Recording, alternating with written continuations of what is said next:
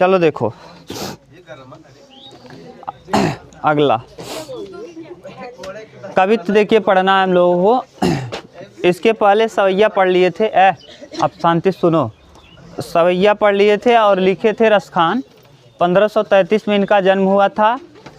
कुछ लोग कहते हैं कहाँ कि दिल्ली में हुआ था, कुछ लोग कहते हैं उत्तर प्रदेश के हरदोई में, हरदोई। और इनका जो नाम था, वास्तविक नाम था सैयद इब्राहिम था। ये मुस्लिम संप्रदाय के होते हुए भी हिंदू भगवान का वर्णन करते हैं। और किसका? कृष्ण भक्ति का। ये सगुण भक्ति के कवि हैं। इन्होंने छंद लिखा है, सवैया छंद लिखा है और कवित्व लिखा है। जो आप पढ़ रहे हैं पहले इसके सवैया छंद को पढ़ लिया, अभी क्या पढ़ना है? कवित्व छंद। इनका मृत्यु 1618 ईस्वी में हुआ था। और ये कई रचनाओं को, कई महत्वपूर्ण रचनाओं का वर्णन किया है, जिसमें से सबसे महत्वपूर्ण रचना है कौन सा? रसखान सुजान ना। देखो रसखान लिखा इनके नाम से ही, जो रसखान सुजान रसखान है, ये इतना महत्वपूर्ण नहीं है। क्यों? क्योंकि इनका नाम ही उसमें पता चल जाता है। जिसमें नाम पता चल जाएगा उसको आप मत याद करिएगा। और भी है ना, प्रेम वाटिका है, बाल लीला है, ये सब इनकी प्रमुख रचनाएं हैं। इसको आप जानते रहिए, ठीक। सुजान रसखान, प्रेम वाटिका, बाल लीला, अष्टयाम। अष्टयाम को स्टार लगा लेना। अष्टयाम जहाँ लिखे हो वहाँ लगा देना क्या? अष्टयाम। और इनकी मृत्यु कब हुई थी? 1618 में। इसके अष्टयाम पे लगा लेना टिक, क्योंकि अष्टयाम कई बार पूछा है अष्टयाम किसकी रचना है ना। तो अष्टयाम जो है रसखान की रचना है। अष्टयाम बार बार बोल रहे हैं, अष्टयाम आएगा तो लगा लेना। अष्टयाम किसकी रचना है? तो किसकी? रसखान की। अब देखिए कवित्व में गोरज। अब इसके पहले जो आपने पढ़ा था इसके बाद वाला देखिए, गोरज विराजय भाल लही वनमाल, आगे गैया पाछे। देखिए गोरज विराजे भाल, भाल माने माथा और गोरज माने गाय। गायों के खुर से निकलने वाला जो धूल है, गोरज विराजे भाल न, गायों के खुर से निकलने वाला धूल। क्योंकि गाय आगे आगे चल रही है और कृष्ण भगवान कहाँ चल रहे हैं? उनके पीछे। तो जो गायों के पैर से जो धूल निकल रहा है, इनके माथे पर जाके चिपक जा रहा है, ठीक। और लही वनमाल, आगे गैया, आगे आगे कौन चल रही है? गाय। और पीछे ग्वाल, और पीछे की तरफ कौन? यानी जो ग्वाल बाल हैं, जो गाय को चराने वाले हैं, पीछे पीछे चल रहे हैं। और गावे मृदुबानी री, और क्या गा रहे हैं?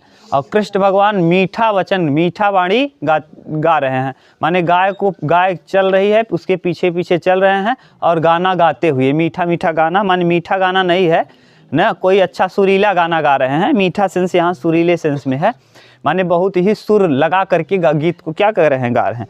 तैसी धुनि बांसुरी रे मधुर मधुर जैसी। और जितना मधुर वे गा रहे हैं उतना ही मधुर उनकी बांसुरी की आवाज़ भी निकल रही है ना। बंक चितवन मंद मंद मुस्कनियारी। बंक चितवन मंद मंद मुस्कनियारी। और उनकी जो मंद मंद मुस्कान है वो बहुत ही क्या हो रही है? सुशोभित हो रही है। बंक चितवनी मंद मंद मुस्कनियारी, इनकी जो क्या है? मुस्कान है मंद मंद, वो क्या हो रही है? बहुत ही सुशोभित हो रही है। कदम बिटप के निकट तटनी के तट। कदम, कदम माने कदम्ब का पेड़। याद करो कदम्ब का पेड़ इसके पहले किसने कहा था? मुरली को मैं अपने, माने बांसुरी को अपने होठों पे नहीं धरूंगी, जाए मैं किस पे चढ़ जाऊंगी? कदम पे चढ़ जाऊंगी। ये सब आपने देखा था। तो वही है कदम बिटप। बिटप माने वृक्ष, याद करके रखना, वृक्ष की पर्यायवाची, पेड़ की पर्यायवाची विटप। विटप माने होता है क्या? वृक्ष। कदम, जैसे कोदंड माने धनुष, वैसे ही बिटप वाला खूब पूछता है। तो बिटप माने क्या होता है? पेड़। तो कदम बिटप, कदम के पेड़ के निकट, तटनी के तट। तटनी माने होता है यमुना। तटनी माने यमुना, उसको भी अंडरलाइन करो। तटनी पूछता है, तटनी तनुजा तट तमाल तरुअर बहुछाए। ये अनुप्रास अलंकार है। त त त त की आवृत्ति बार बार हो रही है। पढ़ाएंगे न तब बता देंगे आगे।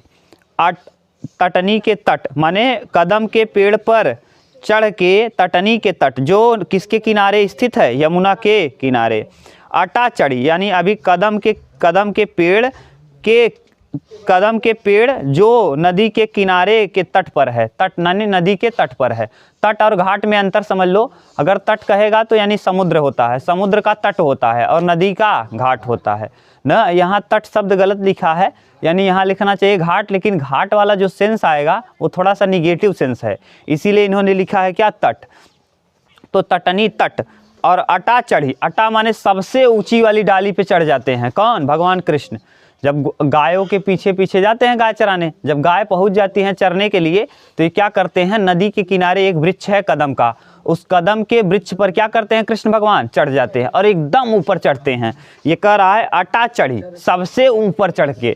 अटा चढ़ी, चढ़ी चाह पीत पट पहरावेरी, और जो पीला वस्त्र पहने हैं, जो रुमाल सुमाल बांधे होंगे सर में, उसको निकाल करके इसे क्या कर रहे हैं, लहरा रहे हैं ना। अब आगे, रस बरसावे तन तपन बुझावे नयन, और कह रहे हैं यह ऐसा दृश्य है जो नयनों को माने आँखों को क्या कर रहा है, आँखों से शरीर का तपन बुझा रहा है। माने आँख में इतना अच्छा दृश्य है, इसको देखने का दृश्य इतना सुंदर है कि शरीर का तप है, जो शरीर में तपन लगी हुई है वो क्या हो जा रही है, बुझ जा रही है। आँखों से इतना अच्छा दृश्य देखने के बाद जो आदमी को गर्मी भी लग रही है वो भी क्या हो जा रही है, महसूस नहीं हो रही, इतना दृश्य अच्छा है ये। और रस बरसावे तपन बुझावे नयन, और रस बरस रहा है, ऐसा लग रहा है जैसे रुमाल से क्या बरस रहा हो, रस बरस रहा हो, जिसको पीला वस्त्र फहरा रहे हैं उससे रस बरस रहा हो, और आँखों का क्या, आँखों से यानी तपन बुझावे, और बुझावे नयन, और आँखों से माने क्या, तपन कम हो रही है।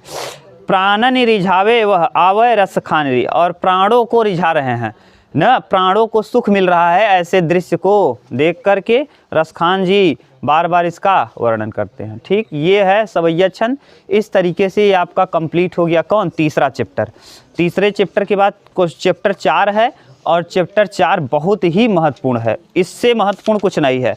और यह कहा भी जाता है बिहारी दास जी के दोहे जो हैं ये बहुत ही छोटे होते हैं लेकिन बहुत ही बड़े अर्थों के होते हैं। आएगा तो देखेंगे सब। और ये बिहारी बिहार के नहीं बल्कि राजस्थान के थे। कहाँ के थे, बिहारी बिहार के नहीं बल्कि राजस्थान के। आगे आएगा जीवन परिचय हम लोग देखेंगे तब बढ़िया से। और आके रहेंगे राजा जयसिंह के यहाँ, दरबारी कवि बन के रहेंगे, और हर एक दोहे के लिए इनको क्या मिलेगा, एक सोने का सिक्का मिलेगा। आगे देखेंगे तो समझेंगे। ठीक।